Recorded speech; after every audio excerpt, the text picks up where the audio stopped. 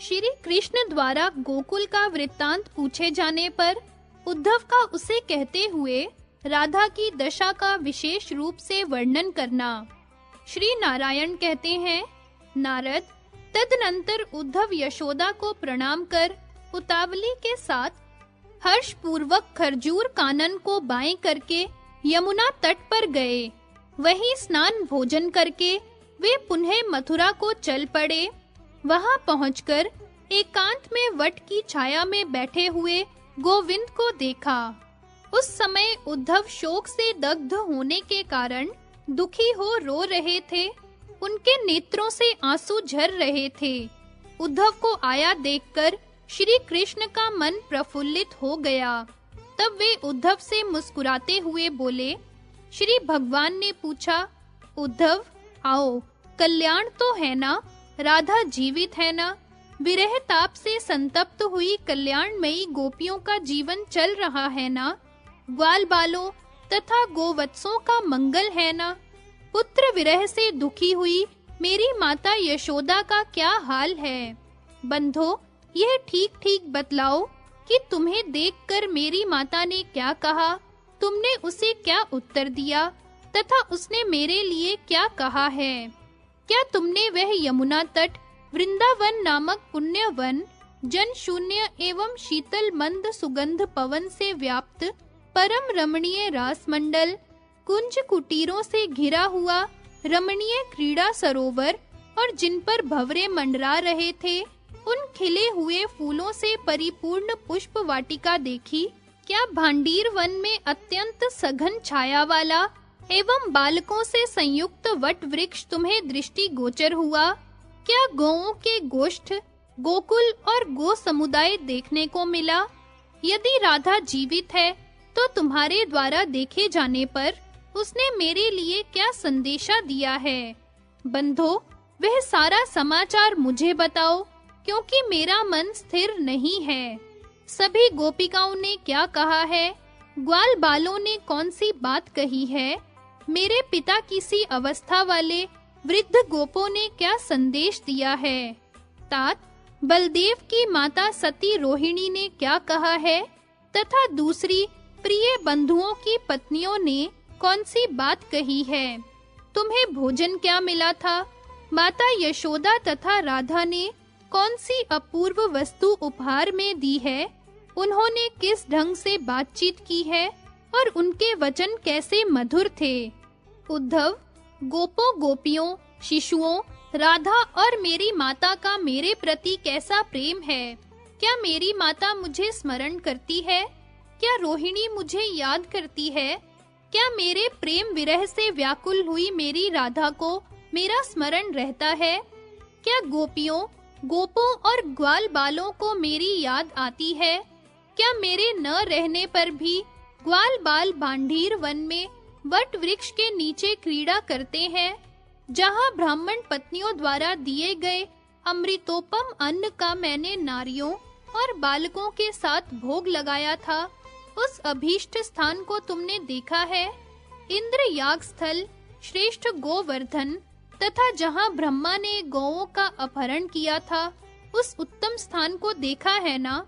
श्री कृष्ण के ये प्रश्न सुनकर उद्धव सनातन भगवान श्री कृष्ण से यह शोक युक्त तथा मधुरता भरी वाणी बोले। उद्धव ने कहा, नाथ, आपने जिस जिस का नाम लिया है वह सब मैंने इच्छा अनुसार देख लिया, और इस भारतवर्ष में मैंने अपने जीवन और जन्म को सफल बना लिया। मैंने उस पुण्यमय वृंदावन को भी देख लिया जो भारतवर्ष का सार रूप है। व्रज भूमि में उस वृंदावन का सार रूप परम रमणीय रास मंडल है। उसकी सारभूता गोलोक वासिनी श्रेष्ठ गोपिकाएं हैं। उनकी सारभूता जो परात्परी रासेश्वरी राधा है, उनके भी मैंने दर्शन किए हैं। वे कदली वन के मध्य एकांत में चंदन चर्चित एवं जल युक्त पंकिल भूमि पर बिछे हुए कमल दल की शैया पर अत्यंत खिन्न होकर पड़ी थी। उन्होंने रत्नाभरणों को उतार फेंका है। उनका शरीर श्वेत वस्त्र से आच्छादित है। वे अत्यंत मलिन एवं दुर्बल हो गई हैं। आहार छोड़ देने के कारण उनका उदर शीर्ण हो गया है। वे क्षण-क्षण पर सांस लेती हैं। वहां सखियां निरंतर श्वेत चंवर से उनकी सेवा कर रही हैं। हरे, यों विरह ताप से पीड़िता श्री राधा क्या क्षण भर जीवित रह सकती है? अरे, उन्हें तो इसका भी भान नहीं रह गया है कि क्या जल है और क्या स्थल है, क्या रात है और क्या दिन है, कौन मनुष्य है और कौन पशु है, तथा कौन अपना है और कौन पराया है। वे बाह्य ज्ञान शून्य होकर तुम्हारे चरण के ध्यान में मग्न हैं। वे त्रिलोकी में अपने उज्जवल यश से प्रकाशित हो रही हैं।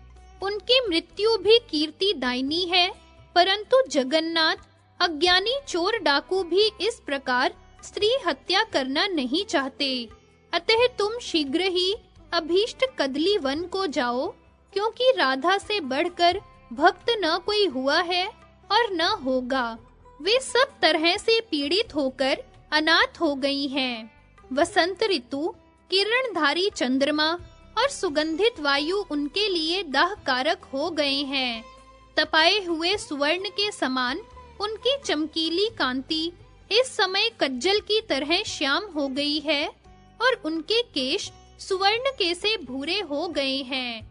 उन्होंने उत्तम वस्त्र और श्रृंगार का त्याग कर दिया है। श्री कृष्ण स्वयं भगवान ब्रह्मा, जो देवताओं में सर्वश्रेष्ठ हैं, तुम्हारे भक्त हैं। योगींद्रों के गुरु भगवान शंकर तुम्हारे भक्त हैं। ज्ञानियों में श्रेष्ठ गणेश और सनत कुमार भी तुम्हारा भजन करते हैं। भूतल पर कितने मुनींद्र तुम्हारे भजन में लगे रहते हैं, परंतु राधा तुम्हारी जैसी भक्ति करती है, वैसा भक्त कोई भी कहीं भी दूसरा नहीं है। राधा जिस प्रकार तुम्हारे ध्यान में तल्लीन रहती है, वैसा तो स्वयं लक्ष्मी भी नहीं कर सकती।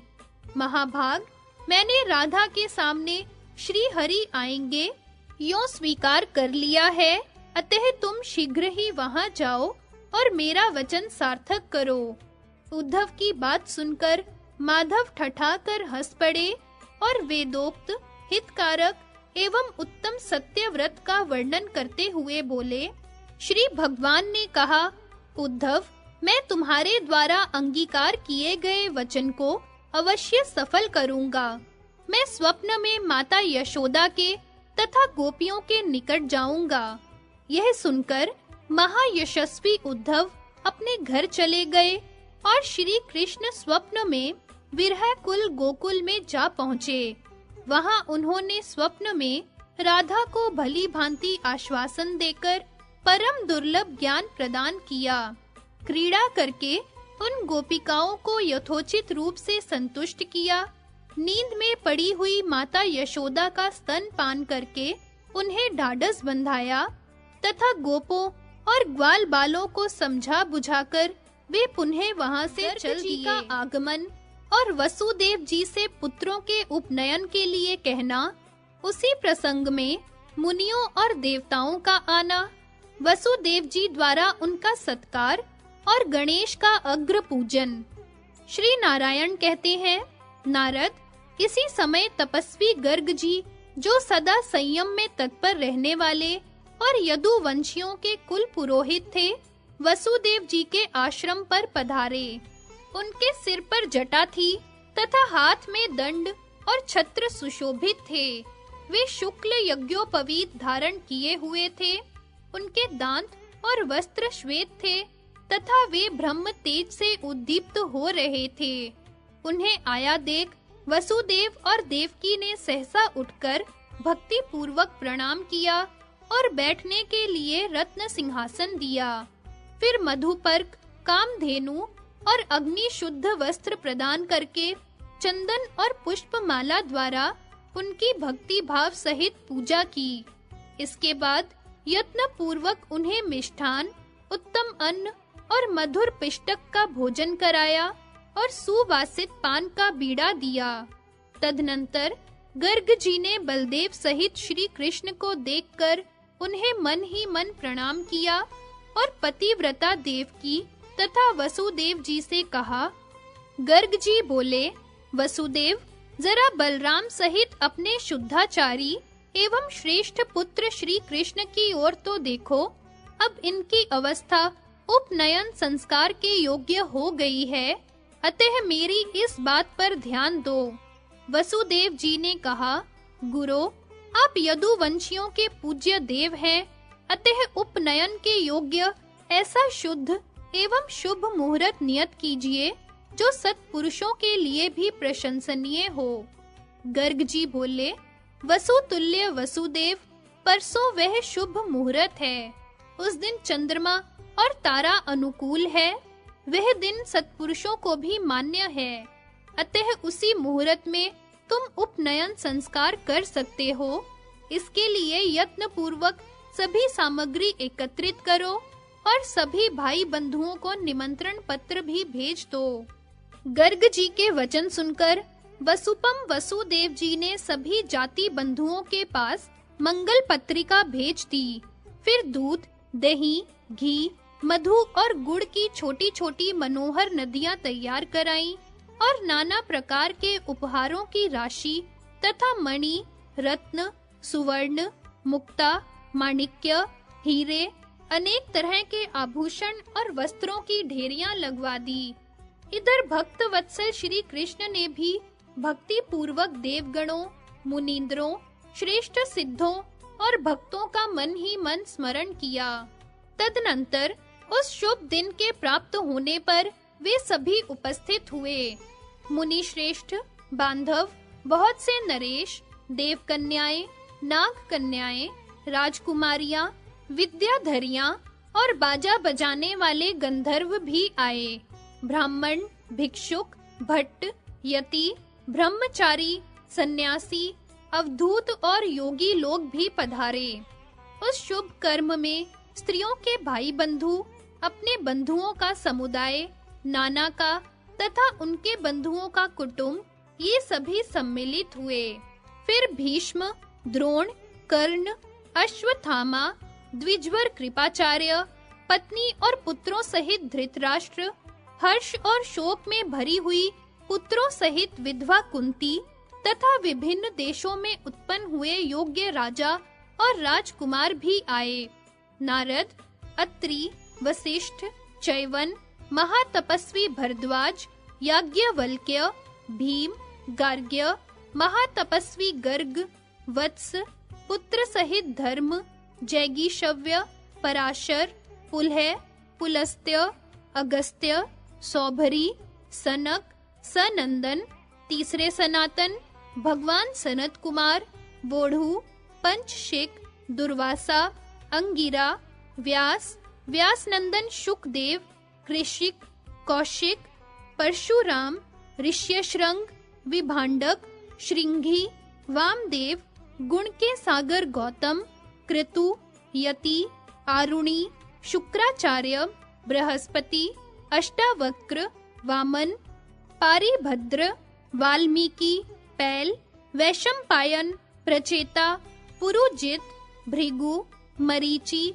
मधुजित, प्रजापति कश्यप, देवमाता अदिति, दैत्य जननी दिति, सुमंतु, सुभानु, एक कात्यायन, मार्कंडेय, लोमश, कपिल, पराशर, पाणिनि, पारियात्र, मुनिवर पारिजात, संवर्त, उत्तथ्य, नर, नारायण, विश्वामित्र, शतानंद, जाबाली, तैतिर, योगियों और ज्ञानियों के गुरु, ब्रह्मांश भूत सांदीपनी, उपमन्यु, गौरमुख, मैत्रेय, श्रुतश्रवा, कट, कच्छ, करत, धर्मज्ञ भरद्वाज, ये सभी मुनि शिष्यों सहित वसुदेव जी के आश्रम पर पधारे। उन्हें आया देखकर वसुदेव जी ने दंड की भांति भूमि पर लेटकर सबकी चरण वंदना की। इसी समय अपने वाहन हंस पर सवार हो प्रसन्न मुख वाले ब्रह्मा, रत्न निर्मित विमान पर आरूढ़ हो पार्वती सहित शंकर, स्वयं नंदी, महाकाल, वीरभद्र, सुभद्रक, मणिभद्र, पारिभद्र, कार्तिकेय, गणेश्वर, गजराज ऐरावत पर बैठे हुए महेंद्र, धर्म, चंद्रमा, सूर्य, कुबेर, वरुण, पवन, अग्नि, संयमनीपुरी के स्वामी यम, जयंत, नलकूबर, सभी ग्रह, 8 वसु, गणों सहित 11 रुद्र, 12 आदित्य, शेषनाग तथा अनेकानेक देवगण भी आए। वसुदेव जी ने भक्ति पूर्वक भूमि पर सिर रखकर उन सबकी वंदना की और भक्तिवश मस्तक झुकाकर परम भक्ति के साथ उन ऋषिगणों, देवेंद्रों तथा देवगणों का स्तवन आरंभ किया। उस समय उनका शरीर हर्ष से पुलकायमान हो रहा था। वसुदेव जी बोले, जो परब्रह्म, परम धाम, परमेश्वर, परात्पर, लोकों के प्रतिपालक, वेदों के उत्पादक, सृष्टिकर्ता, सृष्टि के कारण और सनातन देव हैं, वे स्वयं ब्रह्मा, जो देवताओं, मुनींद्रों और सिद्धेंद्रों के गुरु हैं, स्वप्न में भी जिनके चरण कमल का क्षण मात्र के लिए दर्शन मिलना परम दुर्लभ है, जिनके स्मरण मात्र से सभी अनिष्ट दूर भाग जाते हैं, वे भगवान शिव, जिनके स्मरण मात्र से मनुष्य संपूर्ण संकटों से पार होकर कल्याण का भागी हो जाता है, सर्वप्रथम जिनकी पूजा होती है, जो देवताओं के अगुआ और श्रेष्ठ हैं, कलशों पर भक्ति पूर्वक मंत्रों द्वारा जिनका आवाहन करने से मंगल होता है, जो विघ्नों के विनाशक हैं, वे स्वयं साक्षात भगवान गणेश, देवताओं के पूज्य भगवान कार्तिकेय, ये सब मेरे घर आए हैं। देवताओं की पूजनिया परात्परा सर्वश्रेष्ठा महालक्ष्मी ने भी मेरे गृह में पदार्पण किया है, जो लोकों की आदि रूपिणी, सर्वशक्ति स्वरूपा, मूल प्रकृति, ईश्वरी, परात्परों में भी परम श्रेष्ठ और पर ब्रह्म स्वरूपिणी है। शरद काल में भक्ति पूर्वक जिनके चरणों की समाराधना करके मनुष्य अपना अभीष्ट सिद्ध कर लेता है, जो परम माध्या, कृपामयी और कृपा पर वश हो भारत भूमि पर आविर्भूत हुई है, उन भक्त वत्सला साक्षात माता पार्वती का संपूर्ण देवताओं और गणों के साथ मेरे मंदिर में शुभागमन हुआ है। दुर्गे, चूंकि आप मेरे घर पधारी हैं, अतः मैं धन्य और कृतार्थ हो गया, मेरा जीवन सफल हो गया। इस प्रकार वसुदेव जी ने गले में वस्त्र बांधकर हर्ष पूर्वक क्रमशः परस्पर सभी देवों, मुनिवरों और विप्रों की स्तुति की और उन्हें पृथक-पृथक श्रेष्ठ रत्न सिंहासनों पर बैठाया। फिर क्रमशः अलग-अलग उनकी विधिवत पूजा की। तत्पश्चात भक्ति भावित हृदय से रत्न, मूंगा, मणि, मोती, माणिक्य, हीरा, भूषण, वस्त्र, सुगंधित चंदन और पुष्प मालाओं द्वारा ब्रह्मा आदि देवताओं, मुनि समूहों, ब्राह्मणों और पुरोहित गर्ग जी का एक-एक करके वरण किया। तदनंतर उस शुभ कर्म के अवसर पर सभी के मध्य भाग में स्थित एक रमणीय रत्न सिंहासन पर गणेश जी का पूजा के लिए वरण किया और जिसमें 7 तीर्थों का जल, पुष्प चंदन युक्त शीतल सुवासित स्वर्ग गंगा का जल, पुष्कर का पुण्यमय जल और समुद्र का जल भरा हुआ था, उस सुवर्ण कलश से तथा शुद्ध पंचामृत और पंचगव्य से भक्ति भाव सहित मंत्रोच्चारण पूर्वक गणेश को स्नान कराया। फिर अग्नि शुद्ध वस्त्र, रत्नों के आभूषण, पारिजात पुष्पों की माला, गंध, चंदन, पुष्प, रत्नों की माला और अंगूठी निवेदित की। नारद तत्पश्चात जो समस्त देवताओं के अधिपति, शुभ कारक, विघ्नों के विनाशक, शांत, ऐश्वर्यशाली और सनातन है, उन पार्वती नंदन गणेश की वसुदेव जी ने स्तुति की। आदि देवियों द्वारा पार्वती का स्वागत सत्कार, वसुदेव जी का देव पूजन आदि मांगलिक कार्य करके बलराम और श्री कृष्ण का उपचयन करना, तत्पश्चात नंद आदि सभागत अभ्यागतों की विदाई और वसुदेव देवकी का अनेक विध वस्तुओं का दान करना। श्री नारायण कहते हैं, नारद, तदनंतर अदिति, दिति, देवकी, रोहिणी, रति, सरस्वती, पतिव्रता, यशोदा, लोपामुद्रा, अरुंधति, अहल्या तथा तारका, ये सभी महिलाएं पार्वती को देखकर तुरंत ही मंदिर से बाहर निकली और बारंबार आलिंगन करके उन्हें नमस्कार करने लगी। तत्पश्चात परस्पर वार्तालाप करके उन्हें एक रत्न निर्मित महल में प्रवेश कराया।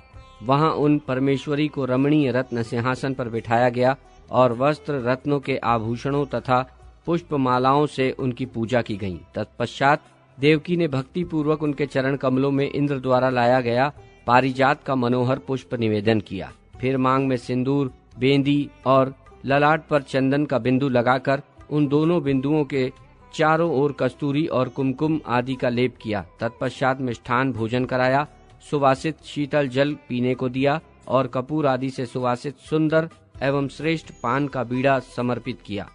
उनके दोनों चरण कमलों के नखों पर अलतक लगाकर पैरों को कुमकुम से रंग दिया और श्वेत चंवर ढुलाकर उनकी सेवा की। उत्तम व्रत का पालन करने वाले नारद इस प्रकार पार्वती देवी का भली भांति पूजन करके वसुदेव जी की प्रियतमा देवकी ने क्रमशः मुनि पत्नियों, पति पुत्रवतियों, सतियों, राज्य कन्याओं, देव कन्याओं, सौंदर्यशालिनी नाग कन्याओं, मुनिक कन्याओं और भाई बंधुओं की कन्याओं का भी विधिवत पूजन किया। कौतुकवश नाना प्रकार के सुंदर बाजे बजवाए, मांगलिक कार्य करवाया, ब्राह्मणों को जिमाया। मथुरा की ग्राम देवता भैरवी और मंगल चंडिका षष्ठी की षोडशोपचार द्वारा पूजा की। पुण्य कारक एवं मंगलमय शुद्ध स्वस्त्ययन तथा वेदों का पाठ कराया। तदनंतर पुत्र वत्सला देवकी ने स्वर्ग गंगा के उत्तम जल से परिपूर्ण सुवर्ण कलश से बलराम सहित श्री कृष्ण को नहलाया और वस्त्र, चंदन, माला तथा बहुमूल्य रत्नों के बने हुए मनोहर आभूषणों से उन दोनों बालकों का श्रृंगार किया। नारद यो माता द्वारा दिए गए आभूषणों से विभूषित हो बलराम और श्री कृष्ण देवताओं और मुनिवरों की उस सभा में आए। उन जगदीश्वर को आए हुए देखकर स्वयं ब्रह्मा, विष्णु, शंभु, शेषनाग, धर्म और सूर्य आदि सभी सभासद बड़ी उतावली के साथ अपने अपने आसनों से उठकर खड़े हो गए। फिर देवगण, मुनिगण, कार्तिकेय, गणेश, भगवान ब्रह्मा, शिव और अनंत आदि ने पृथक पृथक परमेश्वर श्री कृष्ण की स्तुति की। मुने, इस प्रकार जब देवताओं और मुनियों ने मन ही मन श्री कृष्ण की स्तुति करके विराम लिया, तब आंगन में पीले वस्त्र से सुशोभित श्री कृष्ण को देखा। उस समय उनकी वैसी ही शोभा हो रही थी जैसी मालती की माला से सुशोभित बकपंती की तथा बिजली से युक्त नूतन मेघ की होती है। उनके ललाट पर कस्तूरी युक्त चंदन का मंगलाकार तिलक बादल में छिपे हुए कलंक युक्त चंद्रमा के समान सुशोभित हो रहा था।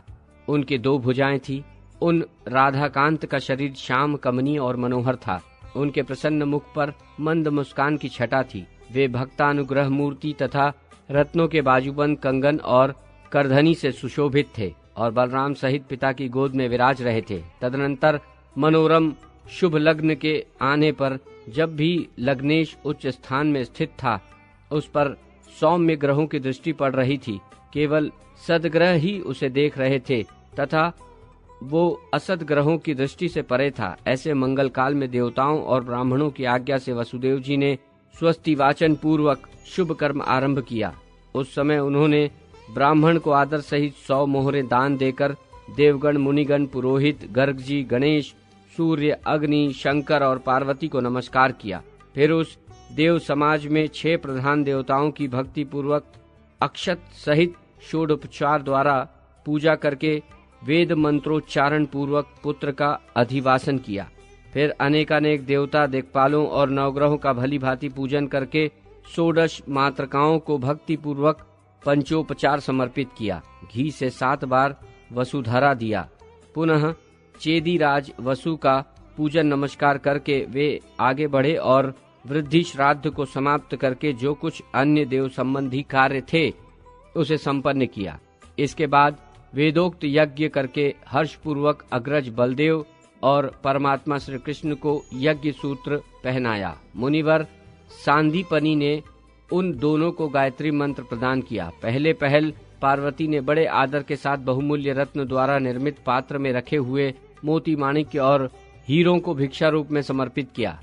पिता वसुदेव ने हीरे का बना हुआ हार देकर श्वेत पुष्प और दुर्वांकुर द्वारा शुभाशीर्वाद प्रदान किया। तत्पश्चात अदिति, दिति मुनि पत्नियां, देव की यशोदा, रोहिणी, सावित्री और सरस्वती, इन सभी ने हर्षपूर्वक अलग अलग मणि और सुवर्ण से भूषित भिक्षा प्रदान की। इसके बाद जिनके नेत्र स्निग्ध थे और मुख पर मुस्कान की छटा छा रही थी, वे देव कन्याएं, नाग कन्याएं, राजकन्याएं, पतिव्रताएं, भाई बंधुओं की स्त्रियां, इंद्राणी, वरुणानी, पवन पत्नी, रोहिणी, कुबेर पत्नी, स्वाहा और कामदेव की प्रियतमा रति, इन लोगों ने पृथक पृथक रत्नाभरणों से विभूषित भिक्षा दी। तब बलराम सहित भगवान श्री कृष्ण ने भक्ति पूर्वक भिक्षा ग्रहण करके उसका कुछ भाग पुरोहित गर्ग जी को तथा कुछ भाग अपने गुरु सांदीपनी मुनि को दे दिया। फिर वैदिक कर्म समाप्त करके गर्ग जी को दक्षिणा दी गई। आदर पूर्वक देवताओं और ब्राह्मणों को भी भोजन कराया गया। तदनंतर उस यज्ञ में जो जो लोग आए थे, वे सभी बलदेव जी श्री कृष्ण को शुभाशीर्वाद देकर प्रसन्न मन से अपने अपने गृह को लौट गए। तब पत्नी सहित नंद पुत्र के उस शुभ कर्म को समाप्त करके बलराम और श्री कृष्ण को गोद में लेकर उन दोनों का मुख चूमने लगे। उस समय नंद और पतिव्रता यशोदा उच्च स्वर से रो पड़ी। तब श्री कृष्ण ने बड़े यत्न से उन्हें आश्वासन देकर समझाते हुए कहा। श्री कृष्ण बोले, तात, तुम मेरे परमार्थ पिता हो और हे माता यशोदा, तुम ही मेरे पालन पोषण करने वाली मात हो। अब तुम लोग आनंद पूर्वक शीघ्र ही ब्रज को लौट जाओ। पिताजी, इस समय मैं बलराम जी के साथ वेदाध्ययन करने के लिए मुनिवर सांदीपनी के निवास स्थान अवंती नगर जाऊंगा। चिरकाल के बाद वहां से लौटने पर पुनः आपके दर्शन होंगे। माताजी, काल ही ग्रहण करता है और वही भेद उत्पन्न करता है। यहाँ तक कि मनुष्यों के जो वियोग, मिलन, सुख, दुख, शोक और मंगल आदि हैं, उन सब का कर्ता ही काल है। मैंने जो तत्व पिताजी को बतलाया है वो योगियों के लिए भी दुर्लभ है। वे आनंद पूर्वक वो सारा रहस्य तुम्हें बतलाएंगे। इतना कहकर जगदीश्वर श्री कृष्ण वसुदेव की सभा से चले गए और क्षण भर वहां ठहरकर पिता की आज्ञा से महर्षि सांदीपनी के आश्रम को प्रस्थित हुए। तदनंतर यशोदा सहित नंद जी विनय पूर्वक वसुदेव देवकी से वार्तालाप करके दुखी हृदय से जाने को उद्यत हुए। उस समय देवकी ने नंद जी को मुक्तामणि, सुवर्ण, माणिक्य, हीरा, रत्न और अग्निशुद्ध वस्त्र भेंट किए। वसुदेव जी और श्री कृष्ण ने उन्हें आदर पूर्वक श्वेत अश्व, गजराज, सुवर्ण तथा उत्तम रथ प्रदान किए। फिर नंद यशोदा के चलने पर बहुत से ब्राह्मण, देव की आदि प्रमुख महिलाएं, वसुदेव, अक्रूर और उद्धव भी हर्ष पूर्वक उनके पीछे पीछे चले। यमुना के निकट पहुंचकर वे सभी शोक के कारण रोने लगे। फिर परस्पर वार्तालाप करके वे सब के सब अपने अपने घर को चले गए। मुने, तदनंतर विधवा कुंती तरह तरह के रत्नों और मणियों की भेंट पाकर वसुदेव जी की आज्ञा से पुत्रों सहित आनंद पूर्वक अपने ग्रह को प्रस्थित हुईं। इधर वसुदेव और देवकी ने पुत्र के कल्याण के लिए अनेक प्रकार के रत्न, मणि, वस्त्र, सोना, चांदी, मोतियों और हीरों के हार और अमृत तुल्य मिष्ठान भट्ट ब्राह्मणों को आदर पूर्वक हर्षपूर्ण मन से समर्पित किए। फिर यत्न पूर्वक महोत्सव मनाया, जिसमें वेद पाठ, हरिनाम संकीर्तन और ब्राह्मणों को भोजन कराया गया। इसके बाद जाति भाइयों को यथोचित रूप से मनोहर मणि, माणिक्य, मोती और वस्त्र पुरस्कार में दिए गए। बलराम सहित श्री कृष्ण का विद्या पढ़ने के लिए महर्षि सांदीपनी के निकट जाना, गुरु और गुरु पत्नी द्वारा उनका स्वागत और विद्याध्ययन के पश्चात गुरु दक्षिणा रूप में गुरु के मृतक पुत्र को उन्हें वापस देकर घर लौटना। श्री नारायण कहते हैं, नारद, श्री कृष्ण ने बलराम के साथ हर्ष पूर्वक सांदीपनी के गृह जाकर अपने उन गुरुदेव तथा पतिव्रता गुरु पत्नी को नमस्कार किया और उन्हें भेंट रूप में रत्न एवं मणि समर्पित की। तत्पश्चात उनसे शुभाशीर्वाद लेकर वे श्री हरि उन गुरुदेव से यथोचित वचन बोले। श्री कृष्ण ने कहा, विप्रवर, आपसे अपनी अभीष्ट विद्या प्राप्त करूंगा, ऐसी मेरी लालसा है। अतः शुभ मुहूर्त निश्चय करके मुझे यथोचित रूप से विद्याध्ययन कराइए। तब ओम, बहुत अच्छा। यूं कहकर मुनिवर सांदीपनी ने हर्ष पूर्वक मधुपर्क, प्राशन, गौ वस्त्र और चंदन द्वारा उनका आदर सत्कार किया, मिष्ठान भोजन कराया, सुवासित पान का बीड़ा दिया, मधुर वार्तालाप किया और उन परमेश्वर का स्तवन करते हुए कहा। सांदीपनी बोले, भक्तों के प्राण वल्लभ, तुम परब्रह्म, परम धाम, परमेश्वर, परात्पर, स्वेच्छामय, स्वयं ज्योति, निर्लिप्त, अद्वितीय, निर्कुंश, भक्तों के एकमात्र स्वामी, भक्तों के इष्ट देव, भक्तानुग्रह मूर्ति और भक्तों का मनोरथ पूर्ण करने वाले कल्पतरु हो। ब्रह्मा, शिव और शेष तुम्हारी वंदना करते हैं। तुम पृथ्वी का भार हरण करने के लिए इस भूतल पर मायावश बाल रूप में अवतीर्ण हुए हो और माया से ही भूपाल बने हो। योगी लोग जिसे सनातन ब्रह्म ज्योति जानते हैं, भक्तगण अपने हृदय में जिस ज्योति का हर्षपूर्वक ध्यान करते हैं, जिनकी 2 भुजाएं हैं, हाथ में मुरली सुशोभित है, सर्वांग में चंदन का अनुलेप लगा हुआ है, जिनका सुंदर श्याम रूप है, जो मंद मुस्कान युक्त भक्त वत्सल पीताम्बरधारी, वनमाला विभूषित और लीला कटाक्षों से कामदेव को उपहासास्पद एवं मूर्छित कर देने वाले हैं, जिनका चरण कमल अलग तक के उत्पत्ति स्थान की भांति अत्यंत शोभायमान है और शरीर कौस्तुभ मणि से उद्भासित हो रहा है, जिनकी मनोहर दिव्य मूर्ति है, जो हर्षवश मंद मंद मुस्कुरा रहे हैं, जिनका सुंदर वेश है। देवगण जिनकी स्तुति करते हैं, जो देवों के देव, जगदीश्वर, त्रिलोकी को मोहित करने वाले, सर्वश्रेष्ठ करोड़ों कामदेवों की सी कांति वाले, कमनीय ईश्वर रहित, अमूल्य रत्नों के बने हुए, भूषणों से विभूषित, श्रेष्ठ सर्वोत्तम वरदाता, वरदाताओं के इष्ट देव और चारों वेदों तथा कारणों के भी कारण हैं। वही तुम लीलावश पढ़ने के लिए मेरे प्रिय स्थान पर आए हो। तुम तो स्वात्मा में रमण करने वाले हो, सर्वव्यापी एवं परिपूर्णतम हो। अतः तुम्हारे विद्याध्ययन, रमन गमन और युद्ध आदि सभी कार्य लोक शिक्षा के लिए हैं।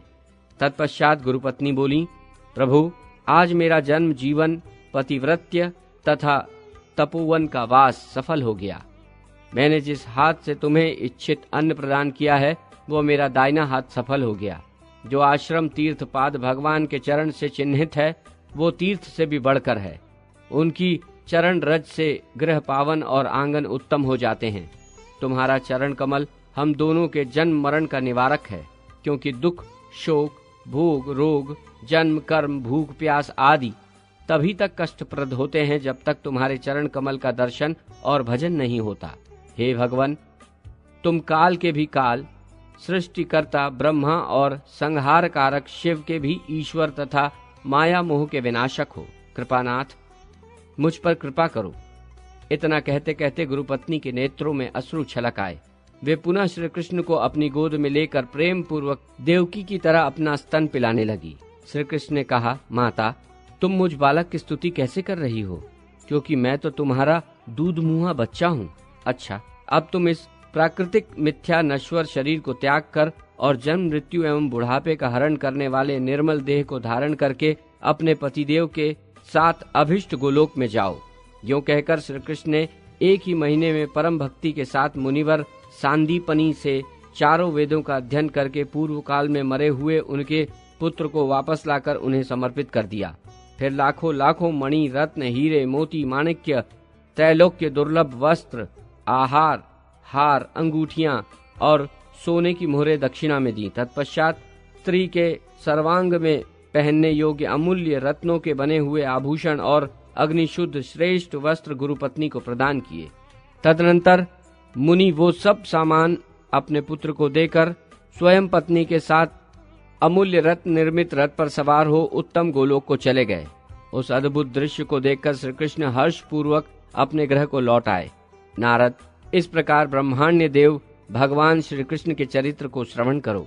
ये स्तोत्र महान पुण्यदायक है। जो मनुष्य भक्ति पूर्वक इसका पाठ करता है, उसकी निसंदेह श्री कृष्ण में निश्चल भक्ति हो जाती है।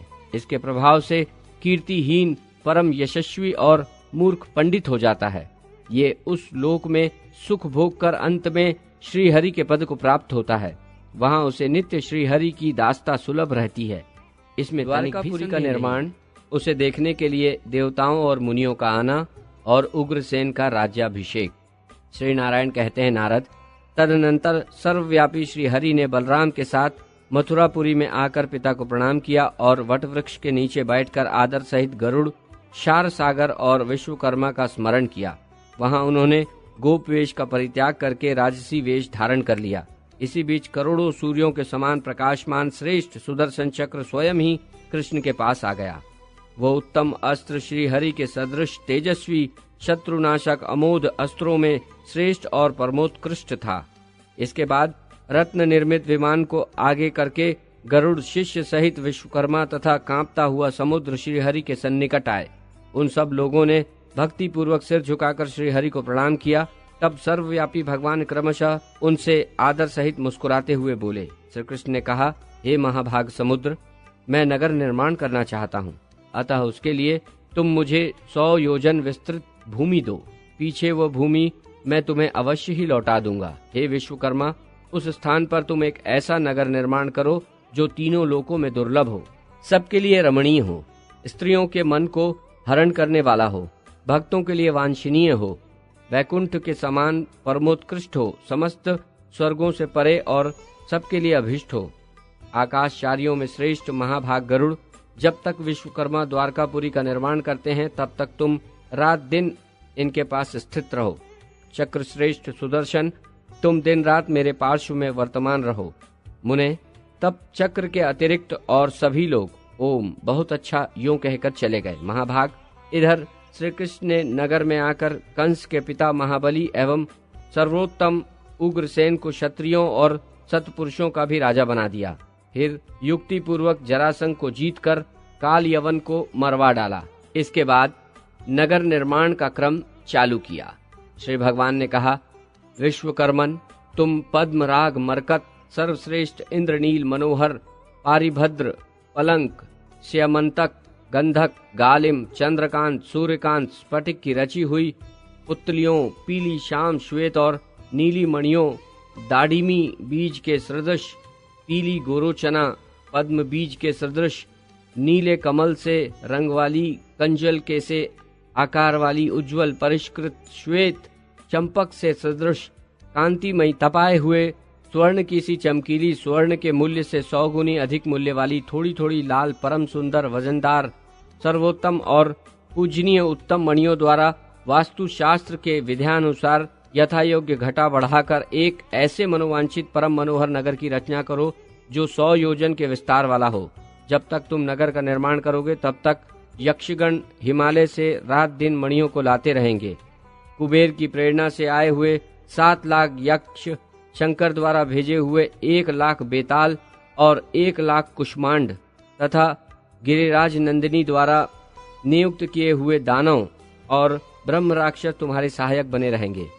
मेरी 16,108 पत्नियों के लिए ऐसे दिव्य शिविर तैयार करो जो खाइयों से युक्त तथा ऊंची ऊंची 4 दीवारियों से परिवेष्टित हों, जिनमें प्रत्येक में 12 कमरे और सिंह द्वार लगे हों, जो चित्र विचित्र कृत्रिम किवाड़ों से युक्त हो, निषिद्ध वृक्षों से रहित और प्रसिद्ध वृक्षों से संपन्न हों, और जिनके आंगन शुभ लक्षण युक्त और चंद्रवेद हों।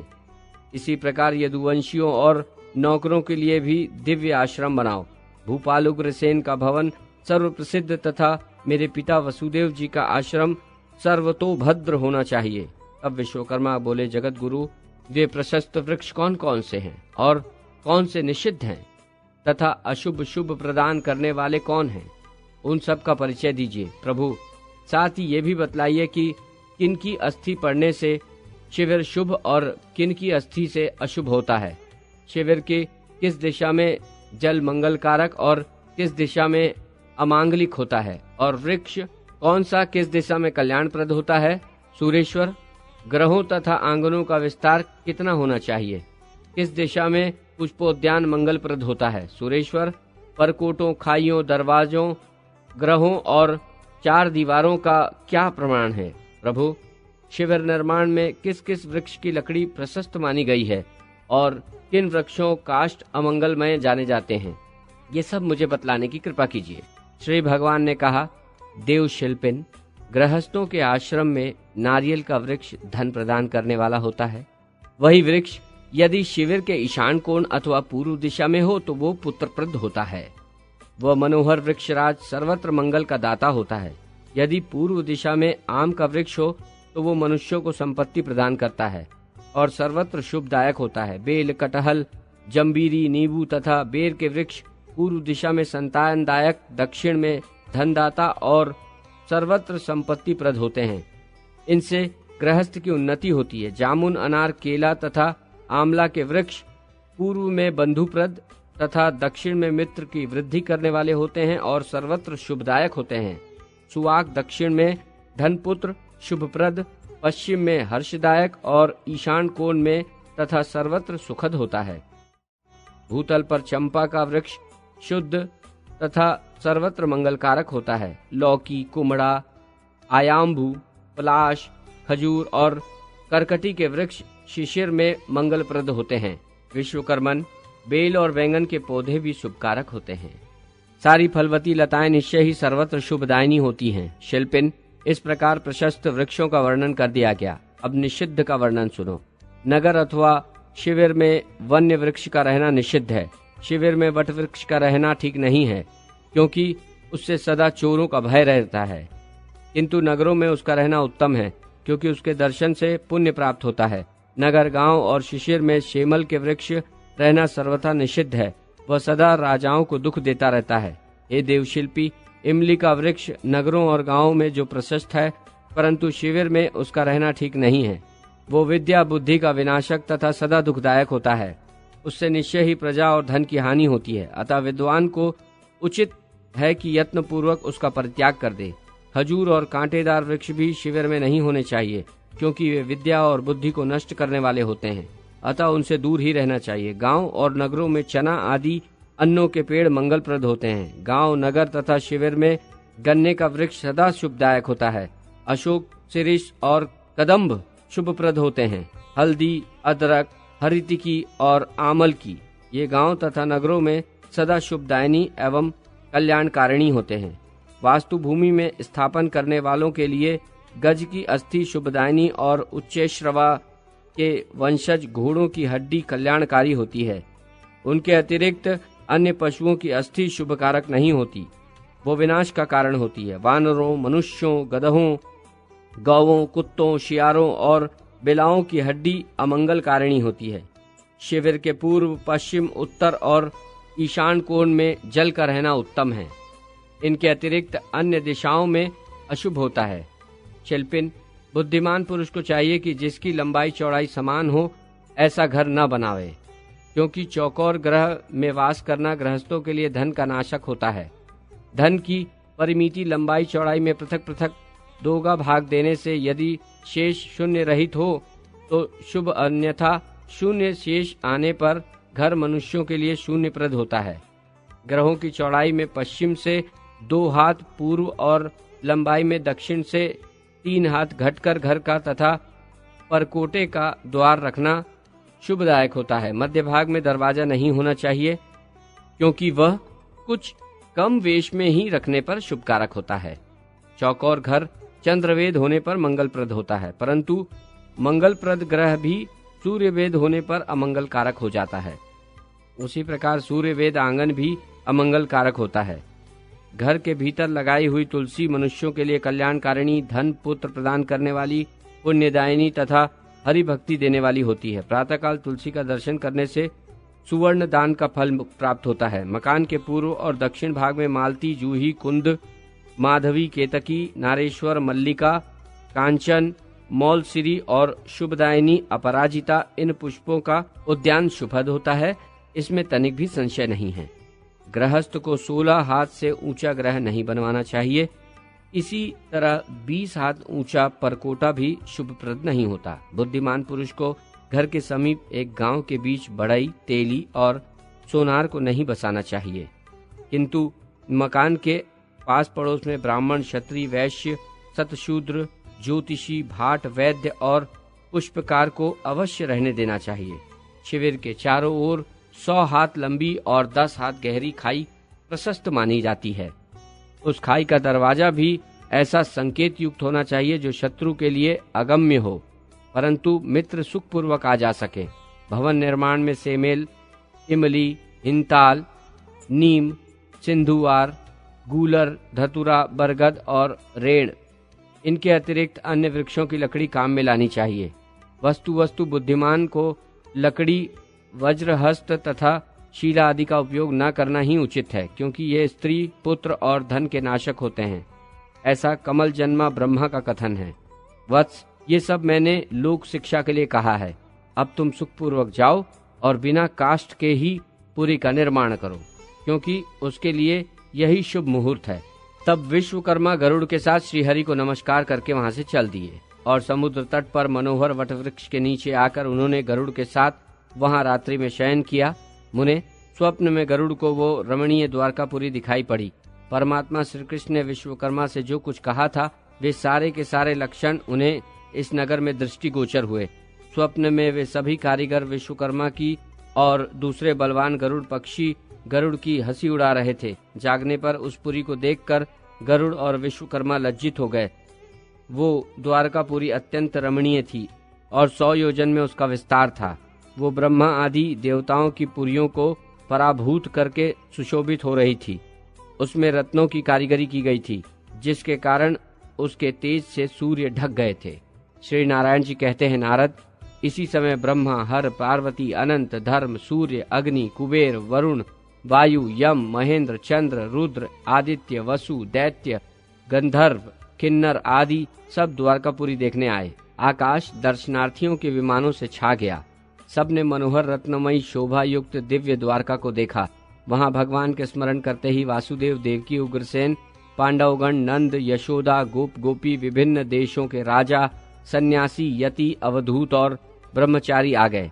पंचवर्षीय दिगंबर चारों सनकादि मुनि, दुर्वासा, कश्यप, वाल्मीकि, गौतम, बृहस्पति, शुक्र, भरद्वाज, अंगिरा, प्रचेता, पुलस्य, अगस्त्य, पुलह, क्रतु, भृगु, मरीचि, शतानंद, सृष्यशृंग, विभांडक, पाणिनि, कात्यायन, याज्ञवल्क्य, शुक, पराशर, च्यवन, गर्ग, सौभरी, गालव, लोमश, मार्कंडेय, वामदेव, जैगिष्वय, सांदीपनि, वोडु, पंचशिक, मय, नर, विश्वामित्र, जगतकारु, आस्तिक, परशुराम, वात्सस्य, सर्वत्त, उत्तथ्य, जैमिनी, पैल, सुमंत, व्यास, कपिल, श्रृंगी, उपमन्यु, गौरमुख, कच, द्रोण, अश्वत्थामा, कृपाचार्य आदि अपने असंख्य शिष्यों सहित पधारे तथा भीष्म, कर्ण, शकुनी, भ्राताओं सहित दुर्योधन आदि सब आए। उग्रसेन आदि ने उन सब का स्वागत सत्कार किया। देवताओं और मुनियों का स्वागत सत्कार करने पर उन लोगों ने उग्रसेन आदि को विविध उपहार दिए। तदनंतर ब्राह्मणों को मणि, रत्न और वस्त्र आदि दान में दिए गए। उग्रसेन का राज्याभिषेक हुआ और सब लोग परम आनंदित होकर अपने अपने घर लौटे।